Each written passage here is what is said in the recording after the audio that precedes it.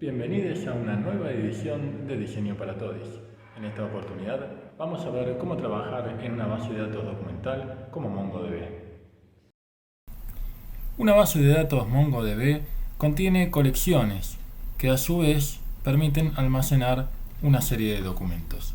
Si venís del palo relacional, conceptos equivalentes a la colección es la tabla y el equivalente a un documento es un registro. Para ayudar a entender cómo modelar la información en MongoDB, vamos a ver un ejemplo práctico, que es el de la remisería. Queremos reflejar un viaje que ocurrió en una determinada fecha, una persona que fue la que condujo a un cliente desde un punto hacia otro y con un determinado costo. ¿Cómo deberíamos pensar en almacenar la información? Si estamos acostumbrados a normalizar la información, es decir, a despejar todo lo que sea redundante de nuestro modelo, podemos llegar a un esquema como el que estamos viendo aquí en pantalla. Es decir, el viaje puede ser determinante del cliente, del chofer e incluso del auto. El problema que tiene el modelo normalizado es en principio que no se lleva bien con cruzar la información histórica. Es decir, cuando el chofer cambia de auto, cuando hacemos la consulta de viaje y hacemos join hacia chofer y auto, nos llevamos la sorpresa de que, quizás no estamos respetando la información histórica de cuál fue el auto verdadero que hizo el viaje. Por otra parte, de esta manera que estamos planteando, la segunda cuestión que tiene la normalización es que tampoco se lleva bien con la performance. Es decir, necesitamos recorrer información de varias entidades y eso tiene un costo.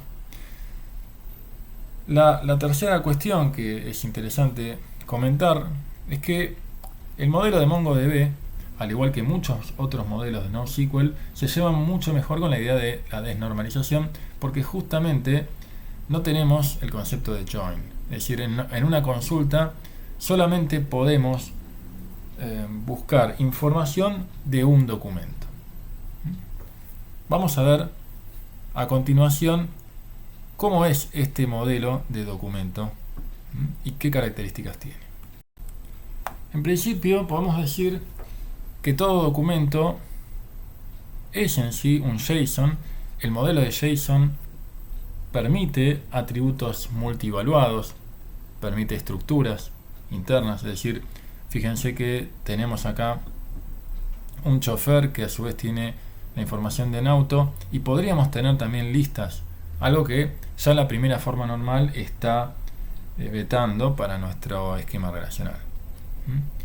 Y este esquema jerárquico, que es el que propone JSON, es el que básicamente forma parte del corazón de nuestro documento en MongoDB. MongoDB surge como un motor de base de datos dentro de la compañía Tengen en 2007.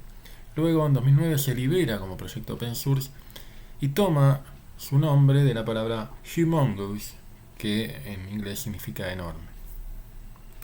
Para instalar Mongo podés hacerlo en forma local, siguiendo los pasos que están en la página oficial, o bien podés descargarte la imagen oficial también de Docker en Docker Hub, haciendo Docker pull Mongo y levantando el servicio en el puerto 27017, que es el puerto por defecto que va a utilizar Mongo. Le pones un nombre, en este caso yo le puse el mismo nombre que el servicio Mongo, y luego lo levantás con Docker Start. ¿Sí? Docker Start Mongo, y eso permitiría que, por ejemplo, en mi caso, tengas acá el servicio levantado. El nuevo shell que viene con Mongo a partir de la versión 4 es Mongoose, que es una consola interactiva donde vas a poder hacer consultas o ejecutar comandos directamente sobre el motor de la base. Te dejamos algunos ejemplos, por ejemplo, para poder conseguir cuáles son las bases de datos disponibles, para moverte hacia una base de datos en particular o para ver todas las collections que forman parte de una base de datos. De todas maneras, no voy a estar utilizando Mongoose directamente, sino que voy a trabajar con un programita que se llama MongoDB Compass, que forma parte del suite de herramientas que te podés descargar de la página de Mongo y que tiene algunos chiches como el coloreado de sintaxis o bien opciones de autocompletado. Vamos entonces a crear nuestro primer viaje de este ejemplo. Muy bien, nos posicionamos entonces. Del lado derecho tenemos el MongoDB Compass con un Mongo Shell tuneado, y del lado izquierdo tenemos el Visual Studio Code donde están todos los queries que queremos ejecutar. En principio, lo primero que debemos hacer es posicionarnos dentro de nuestra base de datos local, para lo cual invocamos a este comando useLocal, dado lo cual la respuesta que nos da Mongo es: muy bien, ya estamos posicionados en la base de datos local. Vamos a crear nuestra colección de viajes, para lo cual nos posicionamos nuevamente en el Mongo Shell, ejecutamos el comando db create collection viajes, nos devuelve un JSON OK en 1. Eso significa que si refrescamos acá, vamos a ver que en local ya existe una collection que se llama viajes y que no tiene documentos por el momento. Ahora sí, vamos a crear nuestro primer viaje, para lo cual vamos a invocar al comando insert1 pasándole un JSON. Es la estructura desnormalizada en donde embebemos información del auto, del chofer y del cliente dentro de nuestro viaje.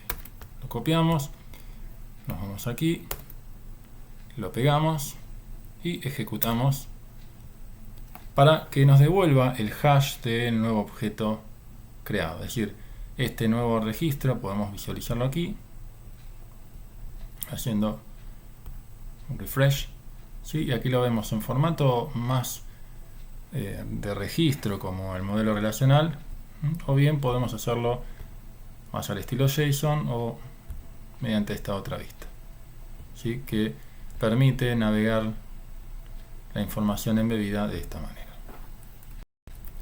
Otra variante para cargar información es construir un JSON, como el que vamos a ver aquí, donde tenemos información de varios viajes. Eso lo podemos importar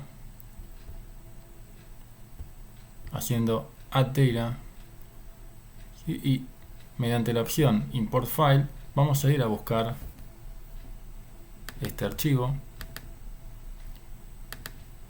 que lo tenemos aquí, hacemos la importación, avisamos que es de tipo JSON, podemos detener al primer error o tratar de hacer el import de todos los documentos posibles, y cuando la carga se completa, lo que podemos ver aquí es que tenemos varios viajes dentro de la colección correspondiente. ¿Cuáles son las restricciones que tiene Mongo para insertar un documento dentro de una colección? La realidad es que ninguna, ¿sí? Si bien estuvimos respetando el mismo formato de viajes para cada uno de los documentos, nada me impide hacer esto, ¿no? Por ejemplo, insertar un viaje que tiene simplemente un eje dentro de las coordenadas.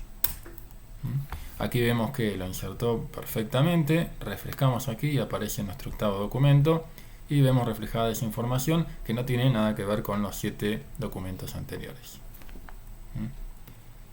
Vamos a eliminarlo para que esto no nos afecte en nuestros próximos queries. Sin embargo, Mongo provee como funcionalidad extra agregar restricciones a los documentos de una colección. Por ejemplo, podemos decir que dentro de la colección de viajes el origen y el destino deben existir y el costo debe ser mayor a 30 pesos. Incluso podemos definir distintos niveles de validaciones. Por ejemplo, podríamos tirar advertencia, un warning, pero permitir la carga, o bien, como en este caso vamos a ver, vamos a tirar un error. Bien, si aquí tenemos entonces el script que permite agregar la validación, lo vamos a copiar y lo vamos a tratar de pegar aquí usando nuestra base de datos local. Como resultado, nos aparece un mensaje de error avisándonos que no podemos agregar validators dentro de la base de datos local, algo bastante inconveniente. Así que lo que vamos a hacer es mover nuestra colección de viajes hacia otra base de datos. Para lo cual lo primero que vamos a hacer es crear una base de datos que vamos a llamar test.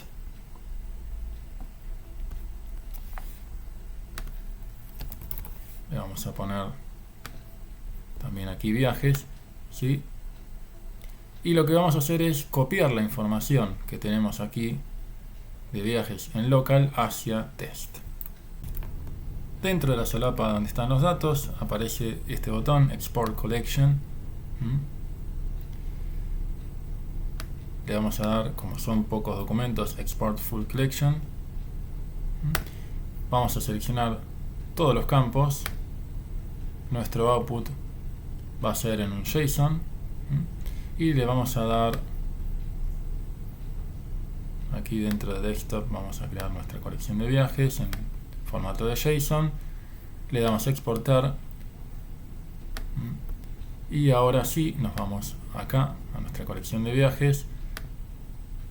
Y vamos a importar esa misma colección dentro de nuestro desktop con el formato JSON. Y aquí, una vez que tenemos los 7 documentos, los vamos a poder visualizar aquí. Vamos a borrar entonces nuestra colección de viajes. Todo esto se puede hacer también mediante comandos, pero bueno, no creo que sea importante dentro de este video que contártelos. Los puedes buscar dentro de la documentación de Mongo, que está bastante completita. ¿Sí? Entonces, bueno, eliminamos aquí la collection, para lo cual tenemos que escribir el nombre de la colección y listo, ya no tenemos más en local nuestra colección de viajes. Ahora sí podemos ejecutar nuestro comando, para lo cual tenemos que recordar que estábamos en local, para lo cual nos vamos a ir a nuestra base de datos test. Y ahora sí podemos ejecutar el comando que agrega la restricción de que origen destino tiene que existir y el costo debe ser mayor o igual a 30. Ahora sí nos devuelve un JSON indicando que todo está ok. Una cosa interesante que te quiero contar es que antes de la versión 4 de Mongo existía el comando clone collection, ¿sí? Es decir, podías hacer clone collection, por ejemplo, y decir, bueno, me quiero clonar a la base de datos test la colección de viajes. Más o menos tenía este formato, ¿sí? Obviamente parado desde la base de datos local, pero evidentemente la gente de Mongo pensó que no era una buena idea y lo deprecó en la versión 4. Bien, entonces lo que podemos hacer ahora es aprovechar, vamos a borrar la pantalla del Mongoose, y lo que vamos a hacer ahora sí es tomar este ejemplito y, por ejemplo, tratar de crear un viaje de 20 pesos. Si hacemos este insert, no nos debería dejar, ¿sí? Recordamos que estamos en la base de datos test. Entonces, si queremos insertar este viaje de 20 pesos, es menor a 30, por lo tanto tenemos acá un bonito mensaje de error de que la validación del documento falló. Por suerte la gente de Mongo se inspiró un poquito más y ahora sí está devolviendo la información sobre el error para aquellos que estamos haciendo un backend y necesitamos mostrar una información human readable, ¿no? O sea, algo que pueda leer un ser humano común. Si volvemos a dejar el costo, le sacamos ahora el origen y nuevamente esto va a fallar la validación. Y te aviso, por si te pasa lo mismo, que una vez que agregás las restricciones y estás dentro de Mongo Compass y se te ocurre generar un viaje perfectamente válido, ¿no? Como este que tiene origen, destino y un costo mayor o igual a 30, Si ejecutas esto en la consola de MongoDB Compass, aparece un mensaje de error, como si el documento no fuera válido, ¿no? Si no está pasando las validaciones. Si te vas a otro cliente como Robo3T, acá vemos los 7 viajes que ya teníamos cargado, y copias exactamente, vamos a hacer lo mismo por los dos para que nos crean, ¿no? Pero si yo me voy aquí y pego el comando que inserta ese mismo viaje, vemos aquí que la respuesta es que se insertó correctamente y nos da el hash. Incluso podemos ejecutar nuevamente la consulta y pasamos a ver nuestro octavo viaje. Esto seguramente será un problema que la gente de MongoDB Compass tendrá que solucionar. Para practicar las consultas dentro del motor MongoDB, vamos a resolver algunos requerimientos. Por ejemplo, queremos conocer los viajes que ocurrieron el 23 de abril de 2017. Para eso vamos a escribir de viajes find y vamos a pasar un JSON para hacer una búsqueda by example, ¿sí? Es decir, by example implica que yo le paso un prototipo, por ejemplo, un JSON cuya fecha es exactamente el 23 de abril del 2017 y va a buscar aquellos que macheen por ese atributo. Aquí vemos que nos devuelve el viaje de Verónica que ocurrió justamente el 23 de abril. Pasemos a el segundo query, que es, queremos saber qué viajes hizo Daniel. Daniel, vamos a mirar un poquito la base. Daniel es chofer, ¿no? Entonces, para poder acceder a la información de Daniel, tenemos que hacer db viajes find y ahora vamos a pedirle que haya un atributo chofer cuyo nombre sea exactamente Daniel, ¿sí? Podemos usar indistintamente single quotes o double quotes, o sea, comillas simples o dobles, y eso nos devuelve más de un registro, ¿sí? Es más, podríamos saber cuáles son, ¿sí? Mediante la función count, ¿sí? Vemos que son exactamente 4 viajes.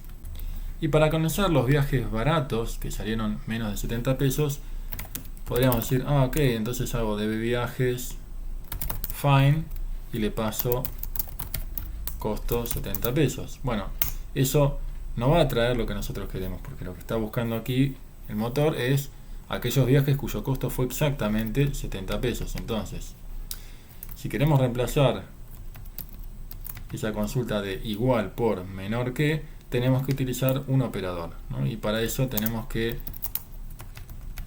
cambiar el valor 70 por un JSON que tenga un operador, que el operador es lt, ¿sí? Es decir, less than. En ese caso, ¿sí? Aquí vamos a ver que nos devuelve los dos viajes que salieron menos de 70 pesos, ¿no? Uno de 50, el otro de 65, ¿no? ¿Qué más podremos hacer? Podríamos hacer algo como esto, ¿no? O sea, podríamos trabajar con una función de JavaScript, es decir, estamos ejecutando código JavaScript dentro de nuestro Mongo Shell. Entonces, la función map, ¿sí? Es la que permite transformar una lista de viajes en, por ejemplo, una lista de costos de esos viajes,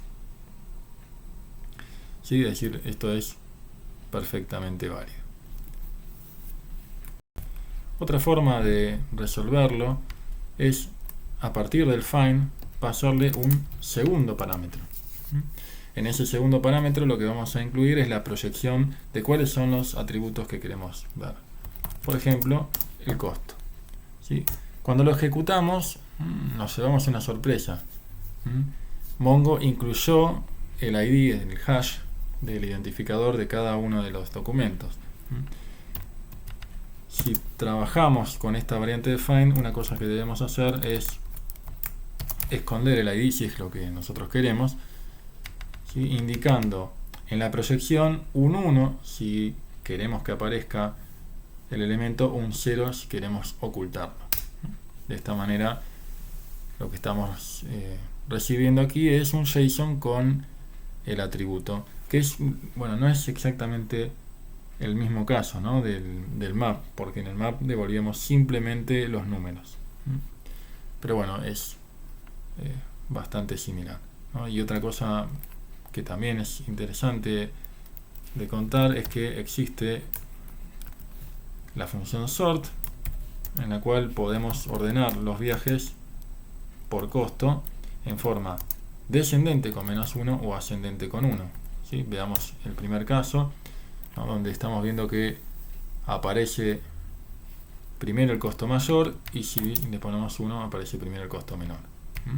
Podríamos incluso hacer aparecer el origen y el destino como para que esto tenga un poquito más de sabor.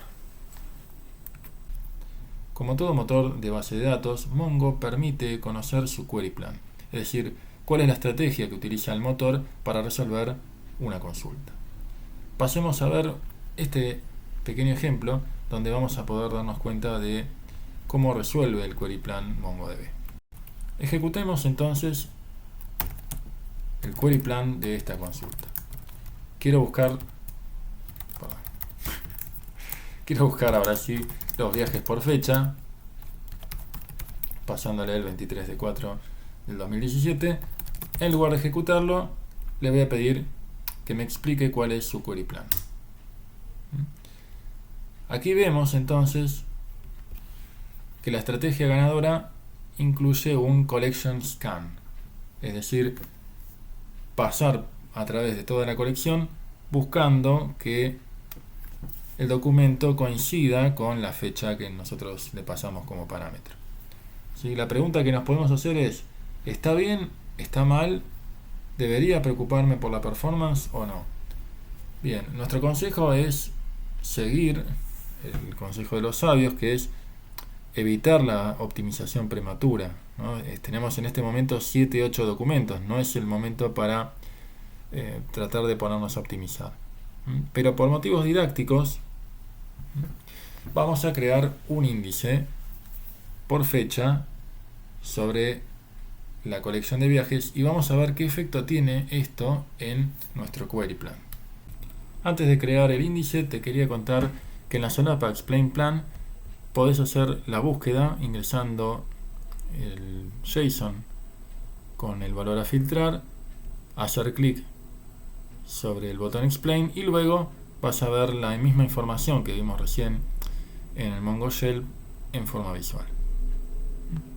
De la misma manera podemos hacer clic sobre la solapa de índices y vas a ver que por default se genera un índice sobre el atributo ID que asegura la unicidad del atributo para cada uno de los documentos, es decir, no puede haber dos documentos que compartan el mismo ID. Muy bien, ahora sí vamos a crear un nuevo índice. Bien, entonces escribimos tv.viajes, create index y le vamos a pasar un JSON. En el JSON vamos a escribir todos los campos que queremos que participen dentro de este nuevo índice. En nuestro caso solamente nos interesa que participe la fecha y después le podemos pasar -1 o 1 en base a si queremos que se guarde el índice en forma ascendente o descendente. En nuestro caso vamos a querer guardar la información en forma ascendente. Podría afectar el hecho de querer buscar los últimos 10 viajes, ¿no?, cronológicamente hacia atrás, entonces podríamos almacenar la información en forma descendente. La verdad es que para el ejemplo didáctico nos da igual. Entonces creamos este nuevo índice y podemos ahora volver a hacer la misma consulta que hicimos antes, ¿no?, db.viajes, y buscaremos aquellos cuya fecha esté acompañado de ese día y luego un explain, ¿no? Y vamos a ver que mientras que antes nosotros estábamos haciendo un call scan, ahora lo que nosotros estamos haciendo, ¿sí?, es un fetch.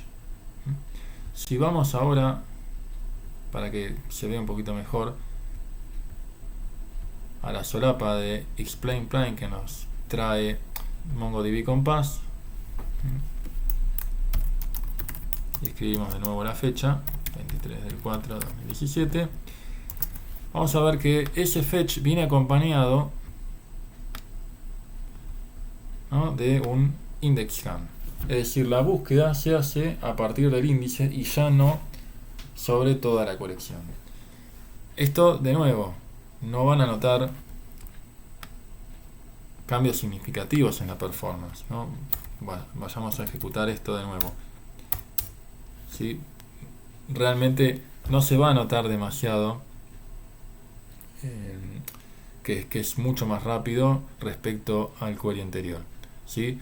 Esto empieza a tener sentido, obviamente, cuando tenemos una gran cantidad de registros y cuando además la consulta es frecuente, ¿no? Es decir, tenemos que ver cuáles son las consultas más frecuentes y cuáles son las necesidades más importantes de los índices, porque recordemos que cada índice que se agrega, eso retrasa la inserción de un nuevo documento dentro de nuestra base de colecciones. Y otra cosa para destacar es que, como vemos aquí, cada índice ocupa un espacio de almacenamiento adicional. Por ahora son 21K, ¿no? ¿Qué pasará cuando empecemos a tener una gran cantidad de documentos? ¿Cómo actualizamos uno o muchos documentos? Vamos a comenzar con el primer ejemplo, que actualiza un documento, para lo cual buscamos el viaje de la persona que manejaba, que era Verónica, y que ocurrió el 23 de abril, y le vamos a actualizar el costo al valor que realmente fue. Entonces, para eso nos vamos a MongoDB Compass y vamos a escribir esa consulta, ¿no? Es decir, db viajes update one, y hacemos la búsqueda de la persona chofer.nombre igual a Verónica y la fecha, que va a ser el 23 de abril de 2017. Y como segundo parámetro, o sea, el primer parámetro es la condición de búsqueda, el segundo parámetro es lo que nosotros queremos actualizar. Supongamos que yo pongo costo 2.40. Hay que tener cuidado porque hacer esto lo que va a impactar es que va a pisar la información del documento y nos va a dejar únicamente el atributo costo, ¿no?, la clave costo y el ID original, el que tenía. ¿Sí? Como nosotros no queremos eso, sino solamente queremos actualizar un atributo de ese documento, vamos a envolver esta en un JSON, cuya clave es pesos set. Entonces lo que le estamos diciendo acá es: te voy a pedir que actualices únicamente el costo a este nuevo valor. Ejecutamos ahora sí la consulta, nos está diciendo que encontró un elemento. ¿Sí? Esto, bueno, significa que ya lo había ejecutado antes, ¿sí?, porque estoy volviendo a grabar el video, pero podría hacer esto, ¿no? O sea, podría actualizar el costo a 250, ¿sí? Y ahora fíjense que sí me modificó el documento. Bien, entonces, nada, podemos hacer la búsqueda find, no fecha, pasando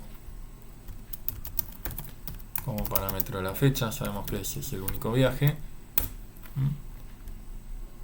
Y fíjense que chofer nombre Verónica, ¿sí?, de tal origen a tal destino, y el costo efectivamente es 250. También podemos hacer actualizaciones masivas. Es decir, si yo quiero actualizar todos los viajes de Daniel de manera de agregarle un 20% de costo, podemos generar un bulk update, ¿no? Es decir, lo interesante que trae aquí, ¿no?, es que hay muchas variantes para poder incrementar con inc, multiplicar con mul, ¿sí?, y hacer operaciones que modifiquen el valor original del atributo al nuevo valor.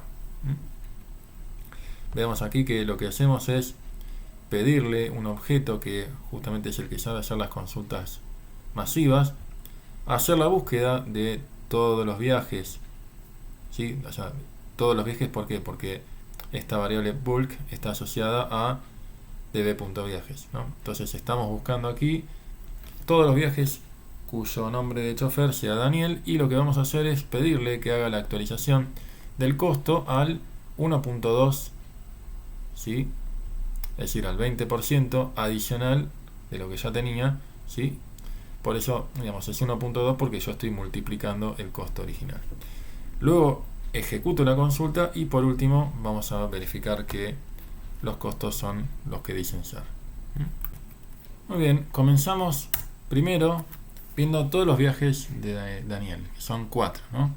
Y los valores correspondientes. Ahora sí, me voy a traer de la listita de queries, ¿sí? Es más, de hecho no me voy a traer todo esto, sino que solamente voy a ejecutar estos 3 y los vamos a ejecutar. Vemos aquí que efectivamente encontró 4 elementos y modificó a los 4. Eso suena como algo que queremos, ¿no? Me voy a volver a copiar esto y vamos a ver ahora cuáles son los costos de cada uno de esos viajes. Bien, perfecto, ¿sí? Funcionó como nosotros esperábamos. Y el último requerimiento que queremos implementar es conocer los totales por cliente. Es decir, tenemos la lista de viajes, sabemos qué chofer estuvo manejando, en qué auto, cuál es el cliente, etcétera. Pero bueno, lo que nos piden es totalizar cuánta plata estuvo pagando el cliente a lo largo de todos los viajes. Es decir, queremos totalizar cliente 1 500 pesos, cliente 2 400 pesos, cliente 3 300 pesos, etcétera, en base a cada uno de los viajes que realizaron. Y el comando que va a permitir resolver este requerimiento es aggregate. Recibe una lista de valores. En este caso nosotros necesitamos solamente 2. Agrupar por cliente nombre, sumarle el costo dentro de este group by, ¿no? Y luego ordenar por costo de manera descendente, como vemos aquí. Descendente implica -1, ascendente implica un 1. Otra variante que podemos utilizar dentro del aggregate es match. En este caso estamos filtrando los viajes que ocurrieron el 24 de abril y luego agrupamos, sumamos el costo y luego ordenamos por costo en forma descendente. Aquí vemos que nos traemos menos clientes y eso también afectó al total del costo. Muy bien, vamos a crear ahora una colección de choferes donde vamos a reflejar, además de los nombres de nuestros conocidos Verónica y Daniel, los puntajes que le dieron los clientes por cada uno de los viajes que realizaron. Entonces acabamos de ejecutarlos, hacemos un refresh aquí y vemos que está la lista de puntajes de cada uno de nuestros choferes. Lo que queremos ahora es saber cuál es el promedio de puntaje que tiene cada uno de los choferes y nos gustaría ordenarlo de forma descendente. Entonces, ¿cómo podemos trabajar el promedio de puntajes de cada uno de nuestros choferes si nosotros tenemos directamente la lista, ¿no? Y la función average trabaja sobre un aggregate, ¿no? Esto no va a funcionar si nosotros intentamos hacer directamente el promedio de los puntajes. Entonces lo que tenemos que hacer es trabajar con el operador unwind, que lo que permite es descomponer la lista de elementos que están embebidas dentro del documento en n documentos que contienen repetida la información, ¿no? Una especie de producto cartesiano, repite la información de las claves de lo que sería el padre y genera una clave nueva por cada uno de los elementos que están formando parte de la lista, ¿no? En este caso, lo que podemos ver que hace es, ¿sí?, algo como esto, ¿no? Vamos a hacer db.choferes aggregate pasándole el operador unwind de puntajes, y eso lo que nos va a dar es una lista, ¿no?, de documentos en los cuales tenemos el nombre Verónica repetido, también se repite el hash del object ID correspondiente, pero los puntajes son los que cada uno tiene, ¿no? Acá vemos, pasamos de Verónica a Daniel, ¿no? Y aparecen 4, 4, 4, 5, 5, 5. Y esa nueva colección es la que nos va a permitir obtener el promedio para cada uno de nuestros choferes. Entonces, vamos a escribir nuestro aggregate de la siguiente manera. Hacemos el unwind de la lista de puntajes y luego los vamos a agrupar. ¿De qué manera? Y bueno, obviamente haciendo, tomando como clave el nombre y haciendo que calcule el promedio de todos los puntajes que estamos agrupando. Por último, lo que vamos a pedirle es que ordene este documento por puntaje de forma descendente, ¿no? Donde puntaje es este campo que forma parte de la proyección del grupo. Y cuando hacemos eso, obtenemos finalmente, ¿no?, los puntajes correspondientes, ¿no?, que es, en el caso de Verónica es 4, ¿sí?, el promedio de 354, y en el caso de Daniel un 4.5 perfecto. Y así hemos llegado al final de este video, donde hemos explicado cómo funcionan las bases de datos documentales. Espero que lo hayas pasado lindo y nos vemos próximamente.